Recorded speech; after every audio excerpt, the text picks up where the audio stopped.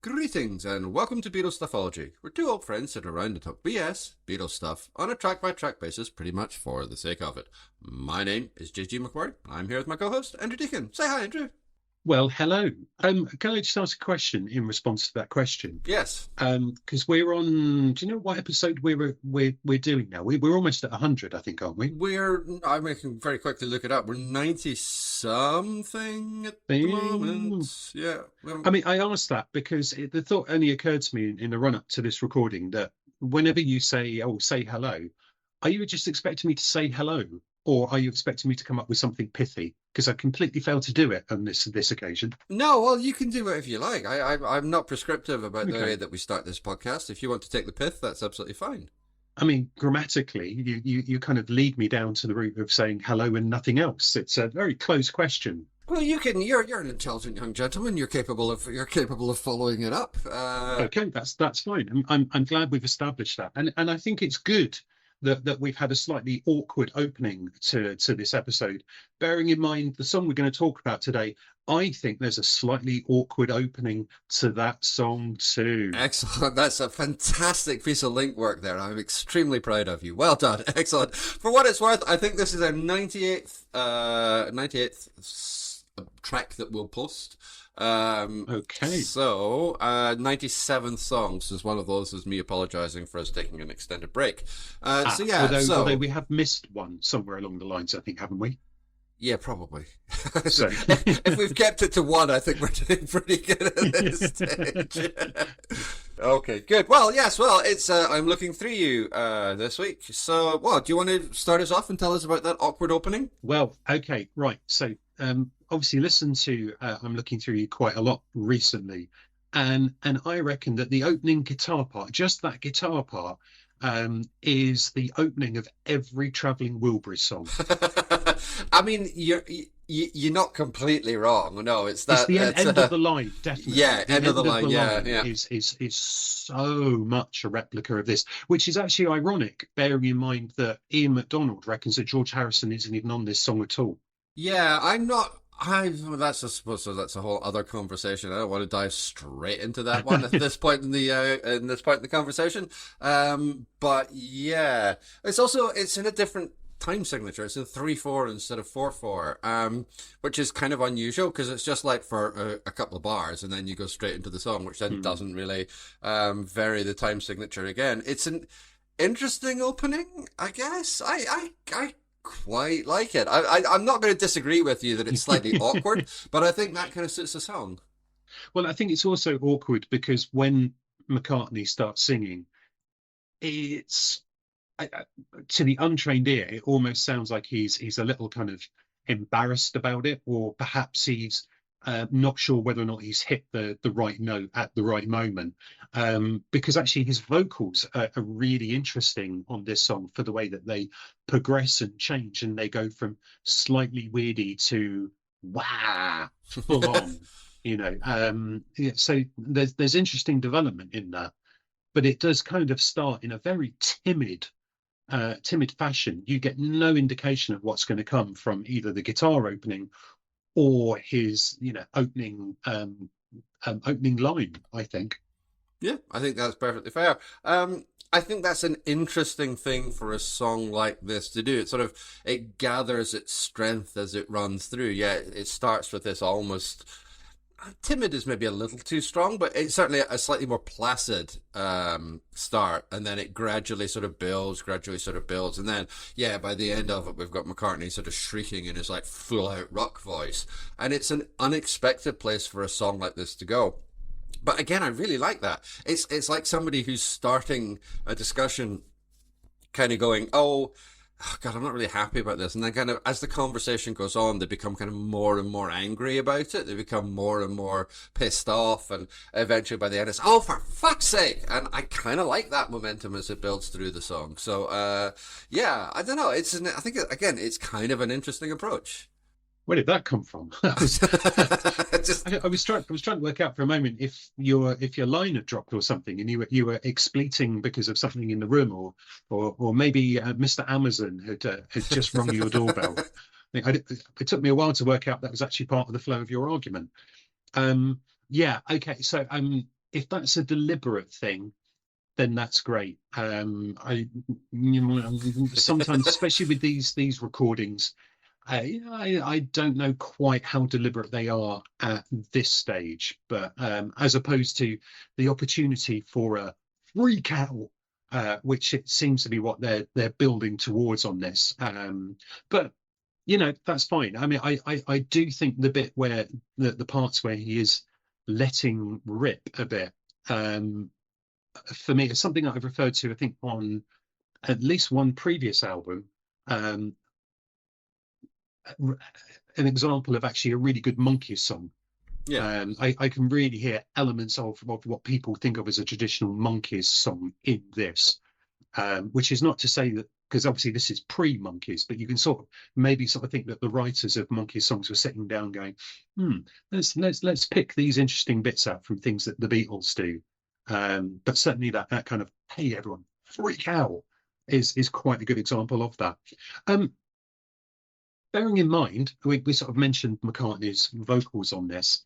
We should, of course, mention the elephant in the room, is that he has said that it was, you know, frustrations with relationship with, you know, I don't even want to name her, quite frankly, because, you know, we said before how sympathetic we are towards, anyway. But the relationship that he was in, there's a couple of lines in here where I think he sounds a little bit posher than normal.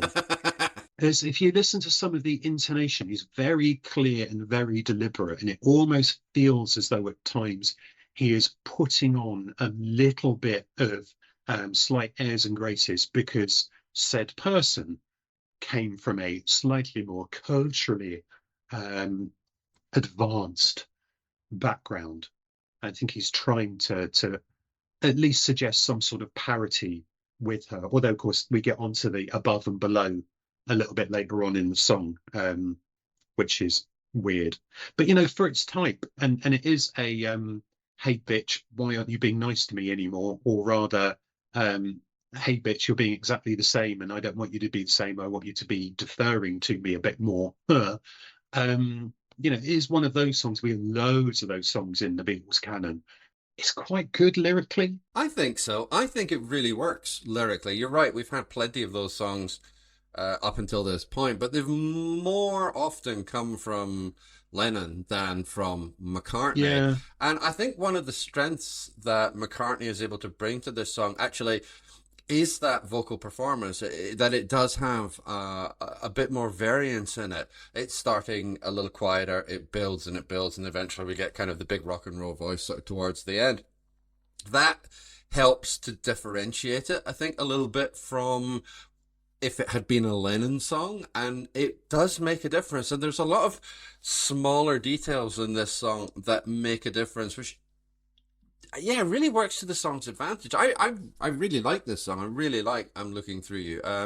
And it's not clever in terms of the lyric, but I think it's effective. And like you mentioned that line, you know, like you were above me, but not today. I think that's kind of a really revealing line in it, because I think it speaks to insecurity. I think it really speaks to like McCartney's insecurity, and linked in with what you were saying about, oh, you know, like he's sounding a bit better spoken in this song, or you know, he's sounding slightly less Liverpudlian or slightly more posh.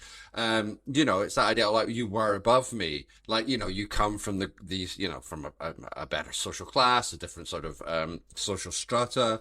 You know, you've had all these, you know, nice middle class family, the nice house, all the rest of it, but now you've done this, you've kind of pissed all that away, but not today. But I think it's a really revealing little line, and I think it kind of focuses that insecurity in a way that isn't just, you know, hey bitch, do what I say sort of thing. I think it's a very interesting little moment in the song, and there's a few of them throughout it. I think lyrically it probably achieves more than it maybe reveals more, is a better way of saying it, than maybe it was intentional. But I find that really fascinating about it. I think there are some nice, you know, contrast within lines, like you don't look different, but you have changed, for example. You know, your lips are moving, I cannot hear. Maybe that's a bit cliche, but your voice is soothing, but the words aren't clear. So there's some nice attempts at establishing that kind of that element of change, and perhaps the person not having realised the change. But yeah, but I was also thinking this morning when I was out and about and listening to some songs as I was walking. Yeah, there's so many songs in the pop rock canon do have that notion of, love and lost love and all of that sort of thing.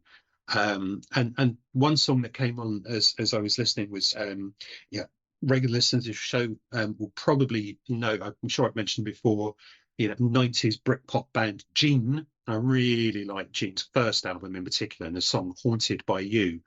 And if it just sort of clicked, I knew we were talking about this song today, and thought, well, this is exactly the same, isn't it? Your chance has gone, you're not so strong, your tongue, they cannot harm me now. And just that nice kind of bit of expression that you can put in. So it's possible to do these "oh, you've treated me badly" type songs and write them well. And if this is one of the better ones that Lennon and McCartney have written up to this point, in terms of the sophistication of the devices, then that's okay. I mean, the sentiment behind it is, you need a slap, mate, sort yourself out and calm down and stop living in the 50s and move into the 60s. Well, I don't know if that quite works, but you sort of see the point. And of course, as we know, we've still got in this side of the album a problematic song extraordinaire to come. Oh yes. But we do know that the songs that they wrote at this point don't necessarily reflect their views in 6 months, 12 months, 18 months time. So change is going to come, if you pardon the expression. Wow, indeed. Yeah. Yeah, it's a curious song. It's a curious song musically as well. I mean, I mentioned that start, which is in a different time signature, which leads in, and it does, particularly before you get to the first chorus. It does sound like it's going to fit into that kind of much more folky kind of sound that we've had up to this point, and then it really doesn't, and I really like that as well. It's a really sharp contrast. It's not quite verse loud chorus sort of thing, but it really gives the song a punch when it needs it. And this is a short song. It's 2 minutes 26 seconds long, so there's not a lot of time to hang around and sort of build, and yet it's able to do that really, really effectively and use the momentum that comes from that kind of punch into the chorus. It's kind of, yeah, it's a really interesting little song musically as well. Quite sloppily recorded, but I don't mind that at all. Again, I mean, it's been recorded a few times. It's not a first take thing, and the take which is on an anthology is interesting as well, simply because we hear it taken a little bit slower, like that guitar riff after "You're Not the Same" isn't there. There are a couple of organ stabs, but it's not, the guitar riff isn't there. It's much longer, and it's an interesting one to hear the evolution, because the tightness and the punchiness of the music in the album version is definitely something that's worked up to. It's not one of those songs which simply arrives as is. And do you think that this is the most effective version then that they recorded? Yes. Yeah, definitely. Not only is it one that really just works in its own terms, I think it's one that also really benefits this side of the album as well. Again, like I said before, I really, really like this song. I rate it a lot. It's not the best song on the album, because that's what we'll be discussing in the next episode. Spoilers. But it's probably maybe the second best. I really, really like it. But it gives a sense of momentum to the album when it really needs it, particularly when we've kind of like Michelle's great song, Girl's a great song, What Goes On not so much, but none of them are really, the pacing is a little similar. What I'm looking through you gives it is like a really effective punch up, and especially before we get into the back four songs. So in My Life, Wait, If I Needed Someone, and Run for Your Life, like the album needs a little bit of momentum, and this song gives it. So I think it's the best version of this song in its own right, but it's also very definitely the best one for the album. If the anthology version had ended up being worked up as the final version, it would be another one which is kind of a bit samey in its pacing, and I think the back half of this album would start to get a bit plodding, but it doesn't. It works really effectively as that extra injection of energy. And the energy comes from that, the organ, the addition of that little bit of variety that's in there, because there's little bits of guitar work in there, but it doesn't feel as though it's that vital compared to the energy given by that burst on the keyboard or organ. I think it's interesting that MacDonald raises that in at least one of the earlier versions, or one of the earlier attempts at recording this, they didn't have those, some say middle eight, some say bridge. And yet actually that's something that really does add to the song. But I haven't listened to any anthology versions, but it feels like without that way of linking back to the verse, it would be very odd and very slight indeed. And at least this gives a little bit of variety that enables there to be a little punch. Yeah, absolutely. No, I completely agree. The song really benefits from having it, even although it's only 2 lines long, and lyrically it is back to the, oh, why didn't you do the thing I thought you should? Yeah, it does definitely add to the song. It gives it somewhere else to go, even if it's only like a brief little sidestep from the verse and the chorus. There is some in the recording of the vocals, there's some interesting bits, because there you do get some harmonization, but it's relatively sparing. But when it comes in, I think actually musically it gets very interesting there. The way the lines descend, I've got no reason to know if this is the correct term, but the word that sort of pops into my head is baroque.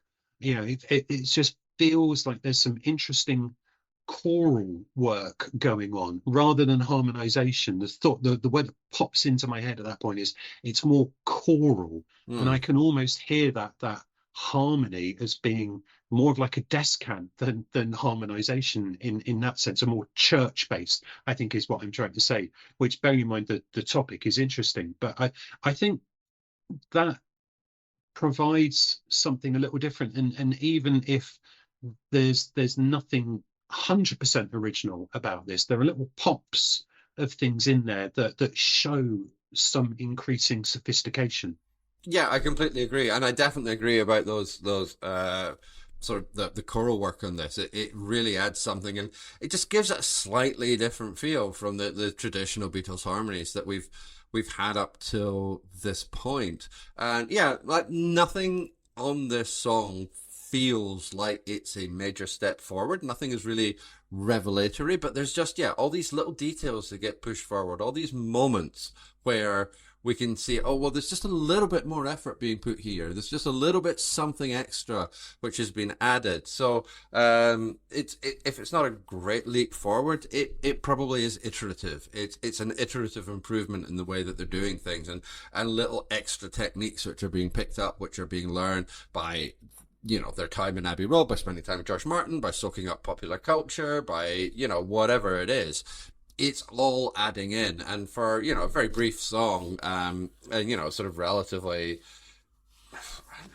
I don't know. I was going to say underrated. I don't know. I don't really know how this song was rated at all, actually. But anyway, for a song which isn't generally seen as one of like the major planks of the band's work, it's just got so much little detail in it that really just makes it so much more effective than it could be. A thoughtful minor recording, says MacDonald. Oh, does it? Oh God! All right. Well, fine. Okay. I guess that's. I don't agree with MacDonald on a lot of things, but I guess that's not an unfair summation.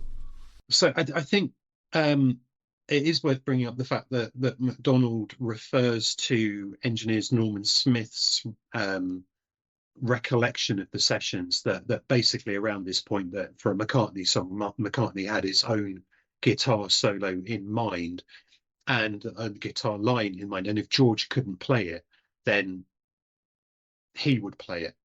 And so the insinuation is that this could be a song in which Harrison doesn't actually appear.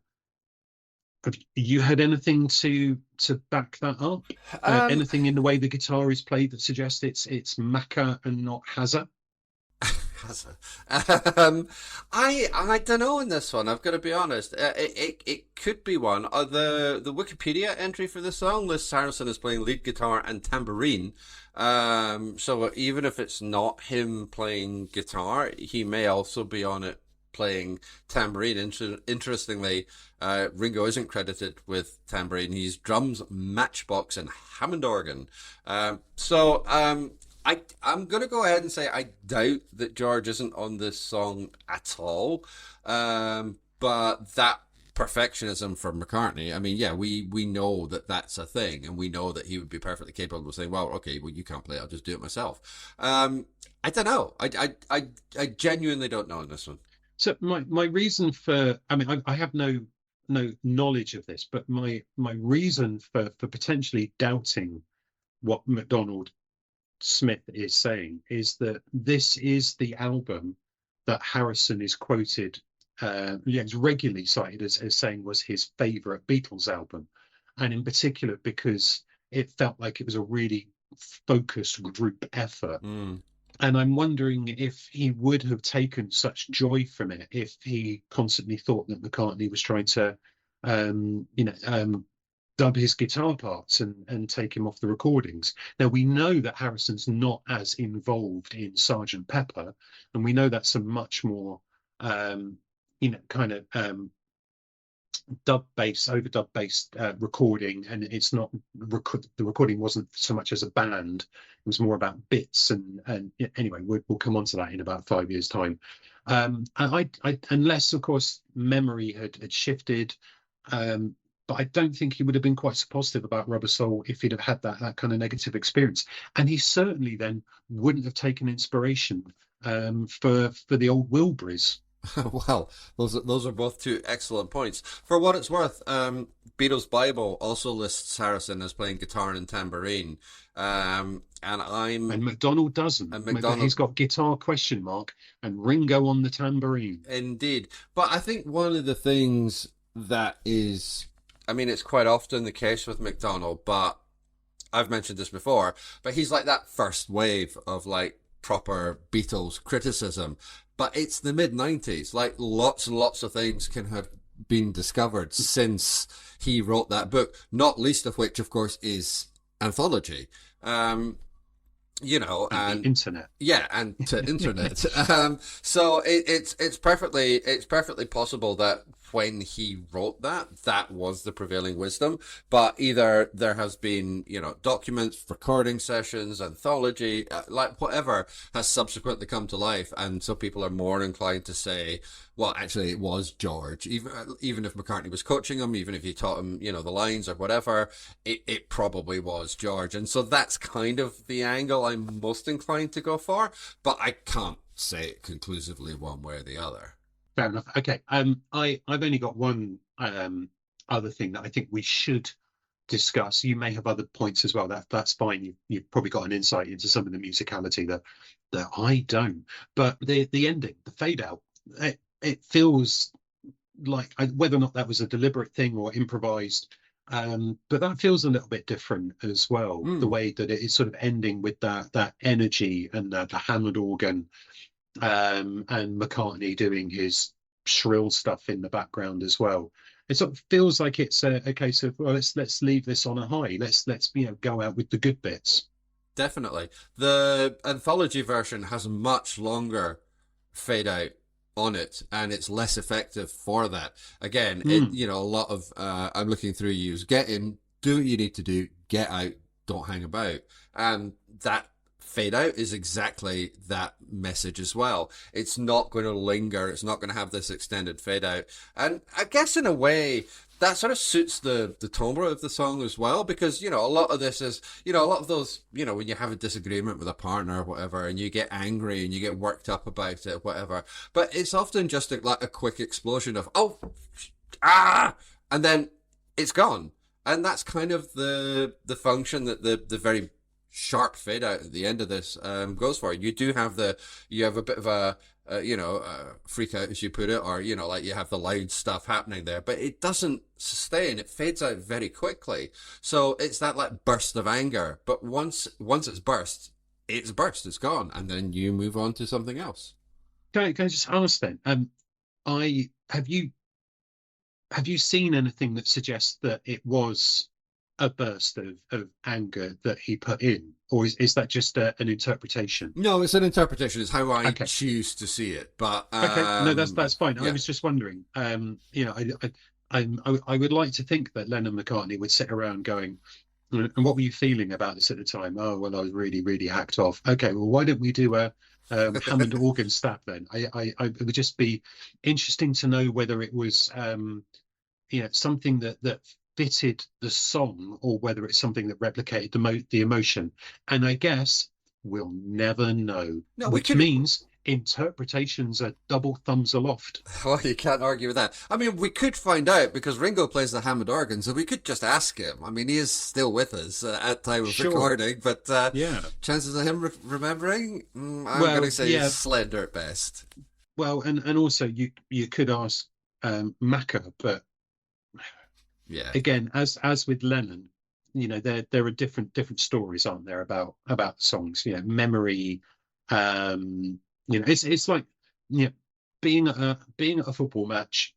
You're behind the goal. It's great. You have your memories of what you saw and heard on the day, but then you watch the game back on TV. Cameras on the halfway line. Then you've got to work out if what you remember is what you've seen on the TV, or what you actually saw on the day. Which version of it is real? And I think that all kind of suffered with that at some point, and that when they came to talk about songs, that there were different emotions and different memories that were taking over. It's almost like we're linking into the next song. Yeah, that was once again very elegantly done. You really are the Linkmeister General in this this episode. Well, I guess I don't really have any other points to make if you don't. No, because I think we pre-recording we decided that the covers were not really something that we'd paid much attention to. Nah, we'll touch on that maybe more next episode. But for this one, I think you'll need to give me a score, sir. I don't know. See, at this point, for consistency, what I should be doing is checking to see what I either give 6s or 7s to. But, it's just a number, and it doesn't really mean anything. And a number that I give you today, if we were talking about the song next week, I might give you a different number, because I might feel differently about it. So I say 6? Question mark. Feels a bit unfair.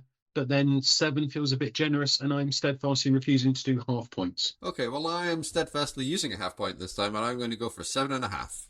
Okay. So, lovely. Freak out. Yeah, freak out, man. Good. We'll leave it there for this episode.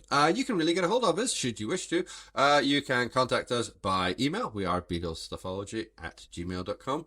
We are still on Twitter at Beatles_ology, and that's left the G, not strategy, though. Well, okay. Well, get off your arse then. And we are also Beatles_ology on Instagram. You can also find my blog at www.jgmcquarrie.scot, where I talk about movies and TV shows and computer games and a whole bunch of other stuff, whatever I fancy. Please like, rate, and review us on whatever podcatcher you're using, so that more people can find the show. Next episode, we will be discussing In My Life. But until then, keep listening.